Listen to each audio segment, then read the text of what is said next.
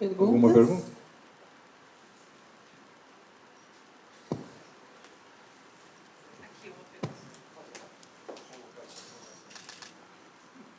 Alô? Marcelo, Oi. Antes de mais nada, parabéns aí pela palestra. Meu nome é Gelson, sou tabela de Jundiaí. E uma provocação, o que eu venho 40 anos aí trabalhando na indústria, né? Um pouco na academia, agora voltei a estudar. O que eu às vezes vejo, principalmente na administração das cidades, e pouco conversei com elas, confesso isso, é a medida em relação à performance do sistema. Nosso corpo humano, por exemplo, ele mede, né, você. E aquilo que não serve, ele elimina.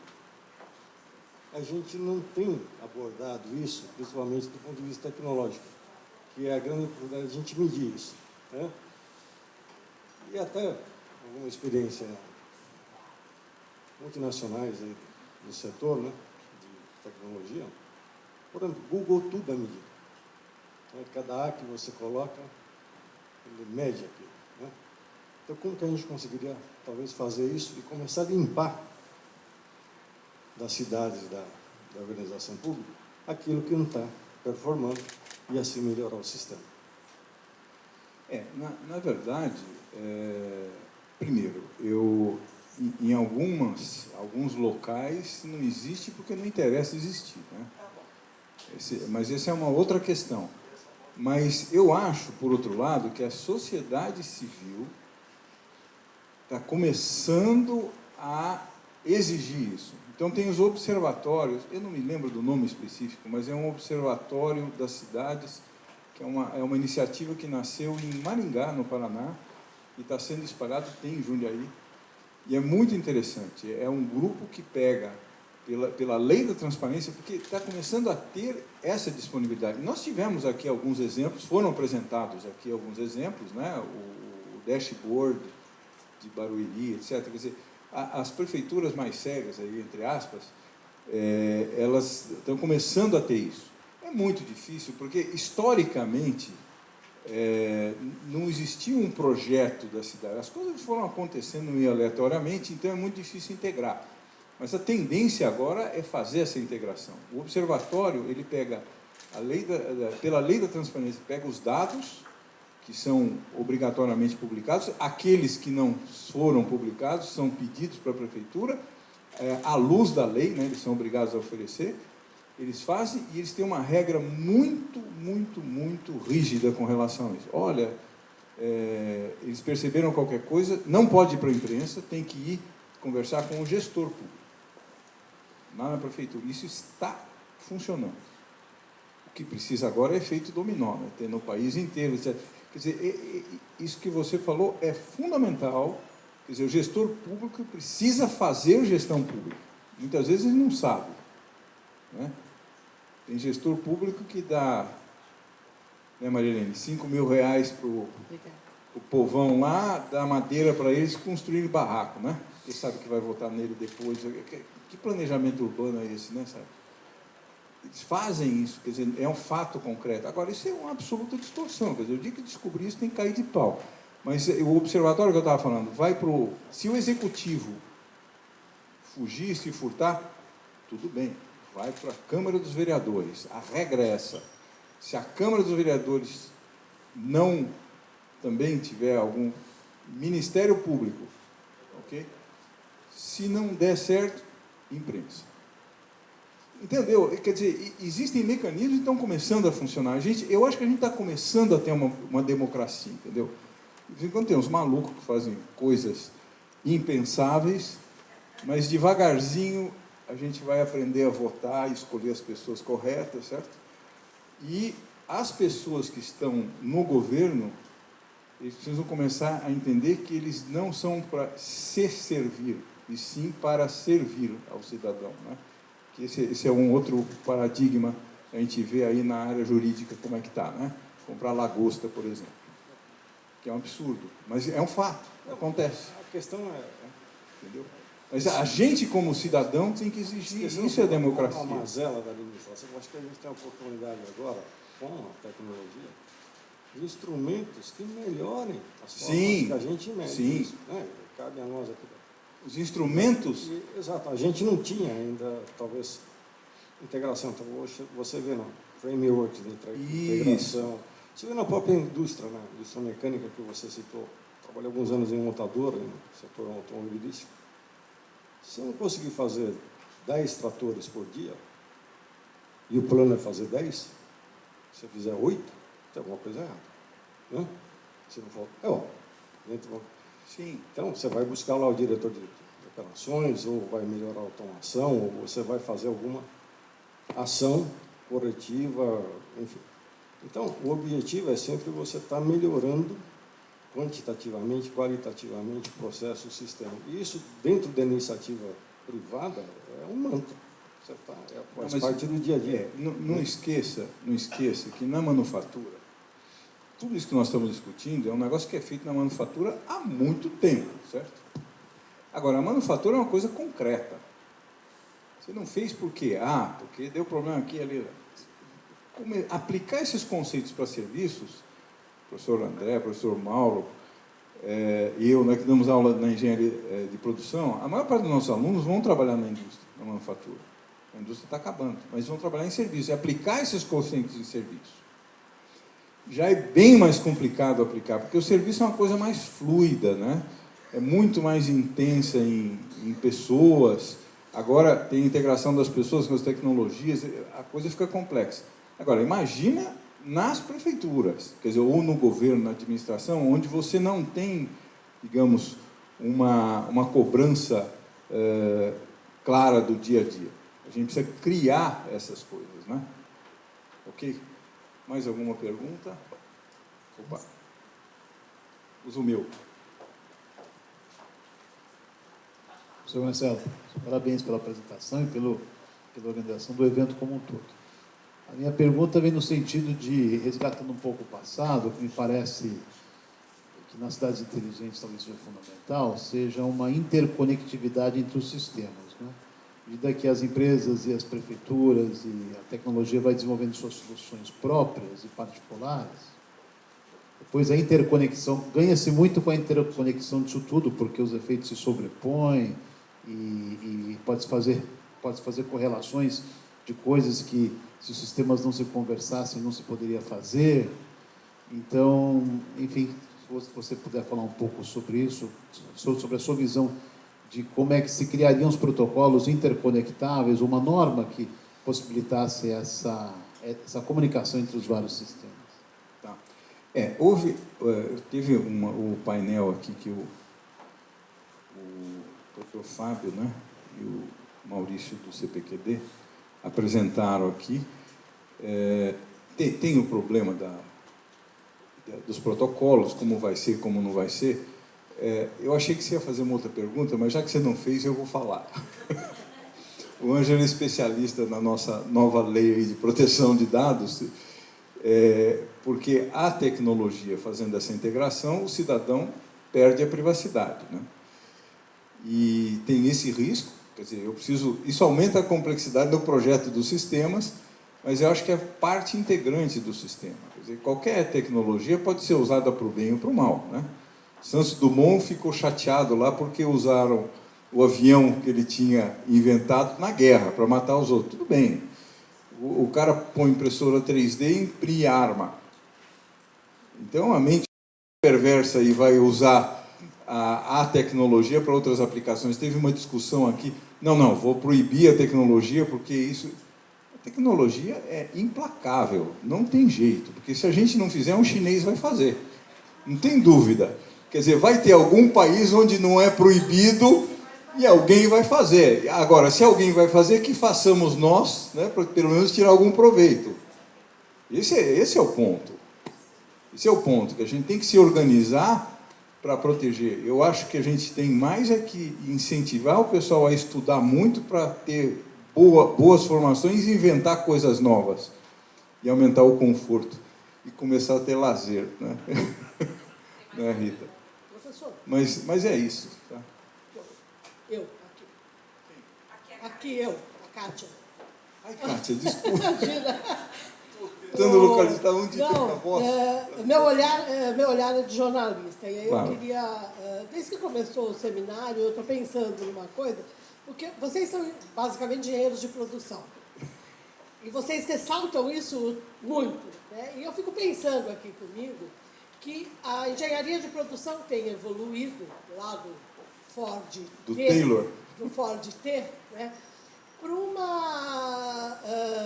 Lean Manufacturing, e hoje a gente tem o pessoal da Porsche com uma academia, uma consultoria, criando o método Porsche de produção e de organização, inclusive administrativa dos espaços. Então, toda essa evolução mudou muito o que se entende por engenharia de produção, mesmo pensando em ambiente industrial, pensando em manufatura, né? Se nós começarmos a pensar, eu estou viajando, não sei se isso é viável, mas a aplicação de um Lean Manufacturing, por exemplo, porque a gente fala muito, né, cidade 4.0, Smart City é cidade 4.0.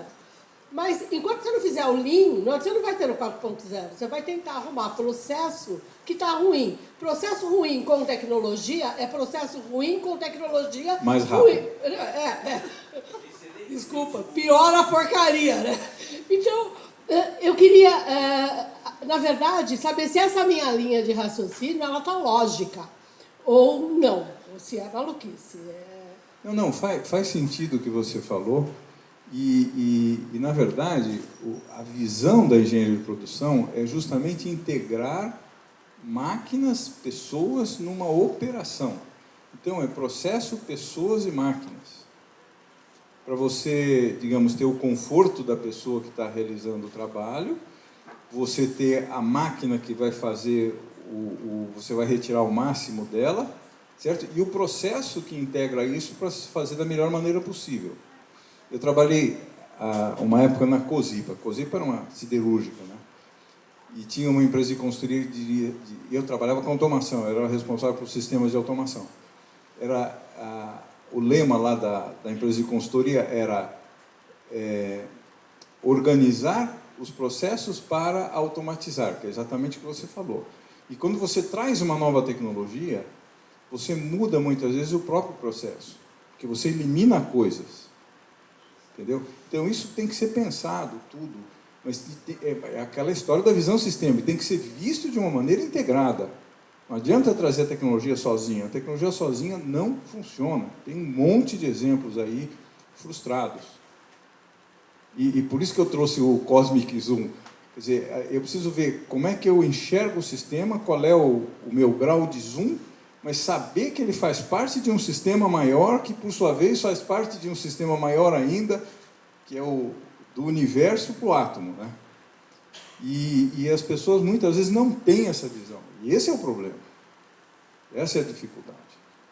Ok?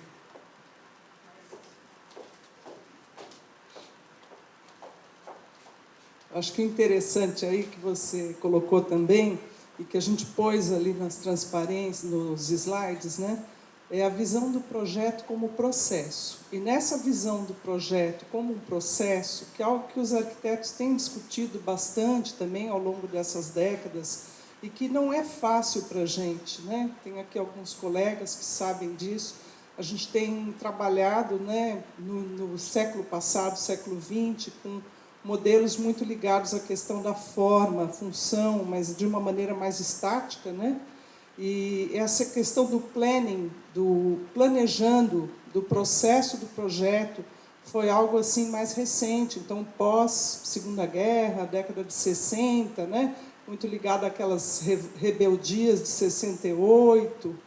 E nós, então, começamos a trabalhar isso. E é muito interessante essa conjunção com a engenharia da produção, esse encontro, né, com os professores da Poli na produção, porque justamente esse processo dinâmico que eles dominam, né, a gente tinha até uma palestra que a gente apresentou lá na Fundação Vanzolini, né, professor, que tinha mais alguns slides com o modelo do avião, né, como um sistema complexo.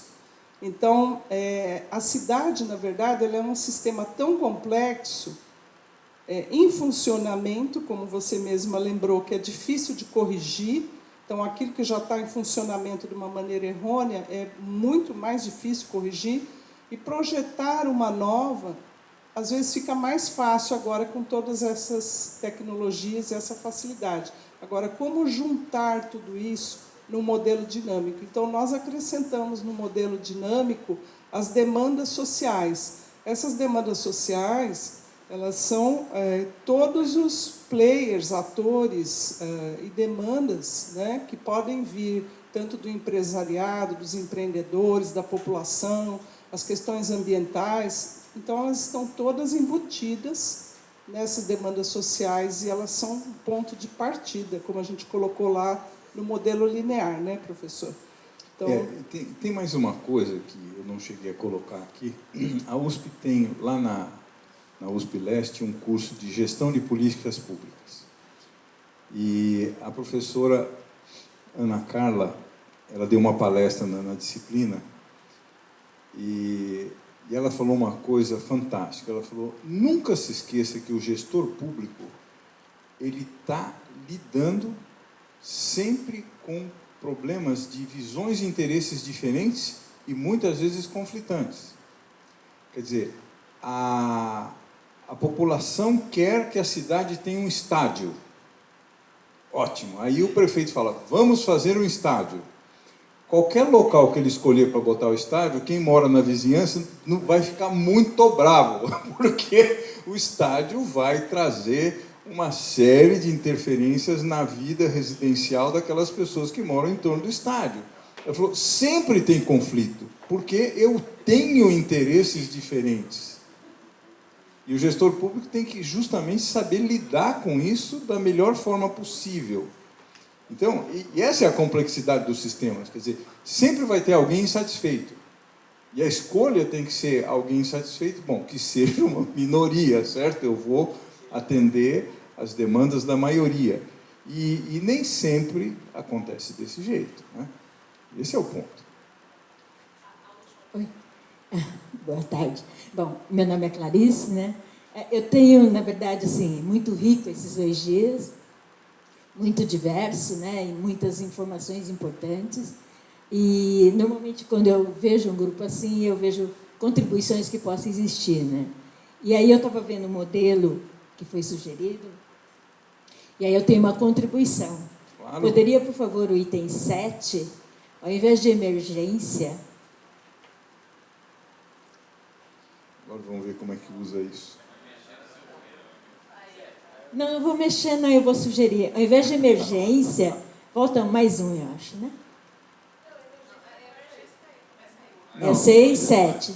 Esse é a emergência e os itens são esses. Esse. Então, ao invés de emergência, eu poderia sugerir segurança, porque segurança é uma antecipação de uma emergência. Emergência já é correr atrás do risco e do prejuízo.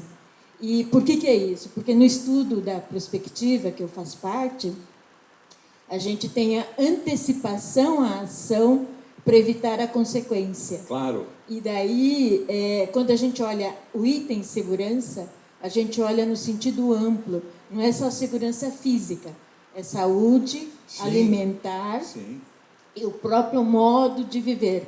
Daí, só uma contribuição. Claro. Se me permite. Obrigado. Obrigado. Obrigado, Thaís. Acho que encerramos, sim.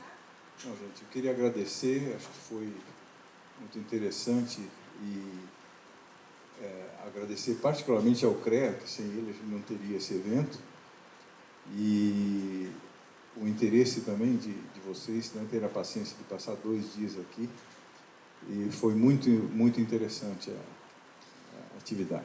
Eu só queria complementar, agradecer o Cal, o Notal, o Álvaro, que veio de tão longe. Álvaro, obrigada pela sua presença aqui. Boa viagem de volta. Queria convidá-los, daqui uns dias a Fundação vai estar com um site novo entrando no ar, e acho que com muitas novidades e com acesso mais fácil à informação, principalmente aos nossos programas de educação, capacitação e aperfeiçoamento profissional. E convidá-los para estar com a gente no próximo evento grande que a gente vai fazer em julho, né? Nós vamos estar na FIEE 2019, na FIEE Smart Future, que vai ser aqui no Expo São Paulo. Nós vamos ter 7 palestras lá, né, professor?